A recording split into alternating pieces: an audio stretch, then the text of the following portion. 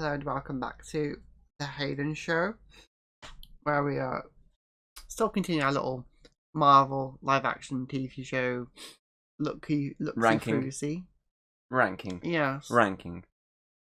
You're a master ranker.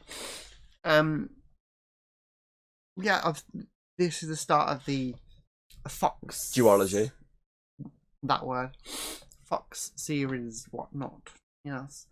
With Legion, released back in 2017. Legion XN. Little X Neil. I remember that. Chapter 1. Right here. That's the title. It's Chapter 1. Creative. I suppose it's double checking just. Mm. Chapter 1 of 20 or 30 something. It's a very confusing. Let's just say, if you have never done drugs before in your life, the show will make you feel like you've done drugs before in your life. Yeah. The pilot does feel like you just shoved the entirety of Moon Knight into one episode. That's what it felt like. Or you've taken a lot of fucking drugs. Maybe these sweets have got drugs in. Might have.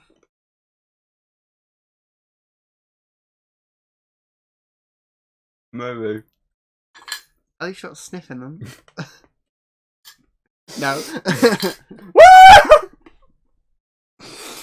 Yeah, it's definitely a very crazy kind of episode. Obviously, the pilot is in a mental institute, so it accurately portrays basically someone with powers going through this sort of paranoia, crazy place. I imagine someone with being in a mental institute probably mess you up because you're hearing everything, all the crazy thoughts. I just shit the bed. That guy shit the bed. All the crazy shit going on in their minds, going on in your mind. My mom deserved to die.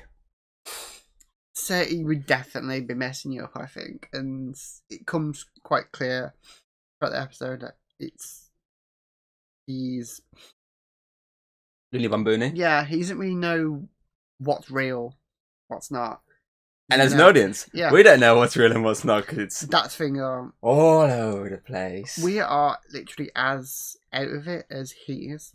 We're like the characters when they're taking their pills. Yeah, basically. Knocked on our asses, confused as fuck. You know what's going on, and then it will slow down for the more normal moments, and then back to completely what the fuck's going on. And you'll be like, wait, what's going on? I've just lost track of what's going on last 5 minutes. They were together as like a couple, but we're not a couple, and then she's dead, but not. What's going on here? There's a lot of it's very non-linear. Like it jumps, back to in the hospital, back to this facility where he's being interrogated by some guy, and then back to that again, just keeps switching through. And then we find out he might be a mutant and one of the strongest mutants they've seen. And then you start being, so he's not crazy, possibly it's just powers. And then he just kisses his one girl and then switches body with her. And then as he's escaping in her body, he just turns back into himself.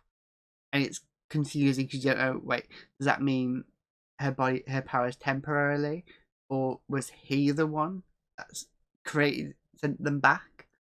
And it's confusing. Honestly, it's a good show when you watch when you actually watch the first series. It's actually a pretty intriguing show, but it is from the pilot. It is fucked up throughout. It's probably more fucked up than Westworld, and that's saying something because that show's fucked up in the first series because it's just like, what the fuck's going on?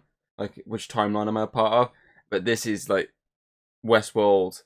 If Westworld sniffed all of Scarface's cocaine supply off his table, and then ran outside and decided to join an Adam Sandler movie, and then condensed all that into one episode. Yeah. Mm-hmm. I can remember it being pretty decent. Yeah. But I remember not understanding what the fuck was going on. Yeah, I can see that because I have no. My mom gave up watching the show because she didn't have a fucking clue what was going on. yeah, I think that might be. It requires you to pay Fully attention. focused, zoomed in on everything. Yeah, and I all think the finer details. it's one of those ones where you, over the time you watch it, things start to come into place, and you like. I'm getting it. You've got to stay committed to it. I think. I mean, I never finished the show. I've only watched series 1 and like a couple episodes of series 2, but I missed an episode, and then the show finished. I imagine later on, it starts getting less crazy. But from I just know it's critically acclaimed. Yeah, from what I can see, it's definitely mad. From director Noah Hartley. But it does look good. Who very almost did a Doctor Doom movie. The guy who made Legion was literally writing a Doctor Doom movie before Disney acquired Fox, and it basically never happened. Recently he's doing the Alien TV series on Disney Plus now instead. So, good director. He's a good director. But yeah, it's I'll have a lot of coke. I feel like I wish I snorted before watching this. Yeah, it's one of those ones where I forgot how crazy it was. You gotta pay attention, and it's arty, very arty-farty. Yeah, I mean, there's a lot of slow-mo stuff flying around. Weird Bollywood dancing to French music for no other reason. It's very I'm just gonna say it again, trippy. Yeah. I've never done drugs in my life, but after watching Legion, I feel like I've done drugs. Yeah. I mean, I feel like I'm in a smacker for the past 20 years. I mean, explains a lot. It's crazy. That's probably the only thing you can say about it. It's difficult because, but it's good. Like, it's very well made. It's difficult to try and dissect it like we've done with everything else because there's not much to dissect because you don't know what the fuck's going on. Like, it ends with him getting out the government facility that he's in at one point, and now he's meeting other mutants. And that's it, really. There's nothing else to it. There's no explanation to what the plot's fully going to be in this show. It just makes you want to go, what the fuck's going on? I need to watch it to see what the fuck is going on. I feel like that's why they made it like that. That's probably what, The idea of, to even understand it, you've got to watch all of it. So you want to watch all of it to see what the fuck is even happening. I mean, there's one random, chubby guy. He disappears out of demon with yellow eyes. Yeah. Yellow eyes just staring at him, and it's a big part of the plot. Is really. It's a big part of the plot of two. It's his dark side. If I remember correctly, it's David's dark side that's within him, which eventually takes the appearance of one point, if I remember correctly, of Aubrey Plaza's character. She's eventually the villainous character. She takes that's the personality it takes. That's the closest it can. All I remember about this show is that fucking Jermaine Clement eventually comes into it, the guy from Flight the Conchords, that Aussie band, or New Zealand band actually. I just remember he comes into it eventually as that old woman at the end's husband or something like that. He eventually comes into it. That's all I can remember, and obviously now it's got Amber Mindhunter, and it was obviously in Prey. That's literally all I knew about it. That she was in it. I literally can't remember anything else about this. Don't get me wrong, the first series was good. I just never got around to watching the rest. Maybe I will, maybe I won't. It's if I do though, I definitely need to watch it from the start again. Yeah, because I'm not going to stand jumping back into series 2. What the fuck's going on? From my perspective, I'm just only watching one episode. It is definitely confusing, and I kind of need to continue watching just to see what the fuck's happening. Yeah, because there's so many different things happening. You're like, right, so what the fuck's going on? Who's this guy? What's happening now? And you're trying to guess, if she's important and what her power is. This power, the only person I know about power being in touch is this character and that character, and you're trying to guess. That's the only downfall of the show is it's confusing.